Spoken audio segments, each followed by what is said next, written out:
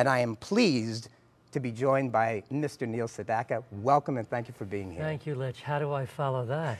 You did it all, let me tell you. There is a reservoir of history there. Nice to have you. Thank you. I want to start with this. Do you think of yourself as a singer, as a singer-songwriter, as a musician, as an entertainer? It's a threefold career of singing, songwriting, and piano playing. It's actually, the songwriting came when I was 13 years old, and the singing didn't come until I was about 19 years old. Really? But the voice is a vehicle for the writing. If somebody else wants to cover the record after my first version, good luck. I hope they do well. And what's the difference between the musician, the singer-songwriter, the entertainer? To perform live, Lich, is a great thrill. It's an immediate response, immediate recognition. To get a standing O is a great feeling. After 45, 46 years, it's still an adrenaline high. Oh, very stimulating. It's very stimulating. The songwriting is the greatest annuity. It will hopefully last longer than me. The songs will outlive me. The idea that I can go around the world and reach people, no matter what language barrier, is a great thrill. I was one of the first to do 5 languages at the beginning of the career. So I'm pretty good in all of the 5 languages. Now, when you sit down to compose, do you start with a thought, an idea, a lyric, the melody, maybe some chordal changes? Where does it begin? I start with a beat on the piano and chord changes. For instance, I would go in the key of F, I want to be in this feel. I like Latin music a lot. And then I want to go to this chord eventually. So I'll start with a chord scheme and a beat on the piano, and then I will improvise with my voice, trial and error. Ba ba ba ba ba ba ba ba ba ba. And I want to go to ooh, beep beep beep. Right. That's really it. And after the chord scheme and the melody, I will put the words to it. I have collaborated with some great lyricists, but I'm much happier when I write my own lyrics because it comes from my soul. It's cathartic. Absolutely. It's a therapeutic experience. What does writing give you, the feeling it gives you? Good question. Thank you. That I have created something that not only I am pleased with, but that the public is pleased with. It's wonderful to write something in the privacy of your living room, and it could be a great piece of art. But if you don't reach the masses, to me, you failed. I am a commercial person. To me, if it doesn't sell, I mean, I've had very fine records that didn't sell that I'm proud of. I call them the forgotten children, the neglected children. It's an interesting way of looking at it. It's interesting. But to me, the culmination is when you can reach Italy, South America, Japan, UK, and you know what I thought was good on the piano, they agree. Musical geography for the masses. Mr. S., from your hands to the vocal, how do you characterize your voice, or characterize your voice for me? It's a melodic voice. It's a pleasant musical voice. It's a musician's voice.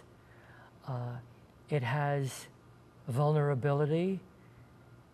It has emotion, passion.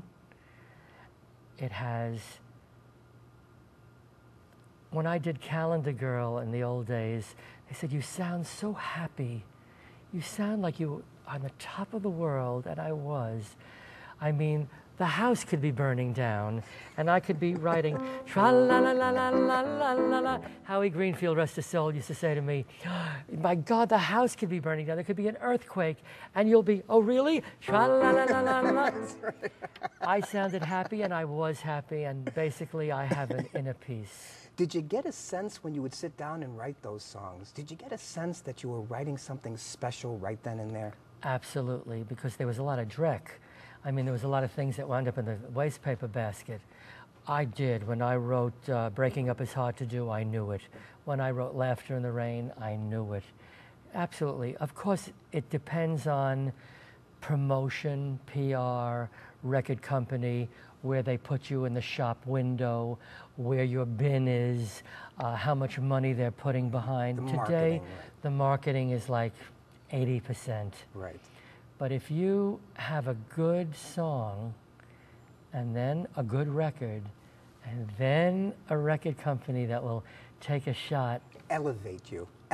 You're the artist. You're creating art, but you need them as a vehicle to catapult or elevate you, if you will. Absolutely. So it does touch all the other people. Absolutely. If it was not for Steve Scholes and RCA Victor at the beginning of my career, distributing the records, it wouldn't maybe not have happened. If it wasn't for Elton John in the 70s with his record company and being my mentor, perhaps it wouldn't have happened. Speak to that collaboration, how you two came together. I met Elton in London. I think it was a Bee Gees concert, and we had a mutual admiration. I was a very big fan, and he was a very big fan of my early records. And he said, "What are you doing?" I said, "I'm recording with a group called the 10cc's in Stockport, England." And he said, "Let me hear them." He came over to my flat in London. He said, "These are really good, you know? These are as good as Carole King." He said, "I want to promote these on Rocket Records." I said, "Great." So we put out an album called Sedaka's Back. They were first a hit in England. It's a good place for me. I lived there for 3 years. And then he brought it over the pond to America, and lo and behold, after 10 years of being off the charts, I had a big record. Mutual admiration said you have a songwriter and a songwriter appreciating each other's talents and expertise, if you will. We both started as pianists. We are both basically melodists. We both had kind of sheltered childhood, and this makes for it, yeah. And you're talking about Sedaka's Back. Great CD. Yes, they put me in a real mafia-looking pinstripe suit with the cigar and the red hat, and I had 4 or 5 hits from Sedaka's Back. Which led to this disc, The Hungry Years. Correct. The Hungry Years. They still ask for that title track, The Hungry Years. Great, both great CDs. Now, you mentioned Breaking Up Is Hard to Do, and I want to stay with this CD for a moment.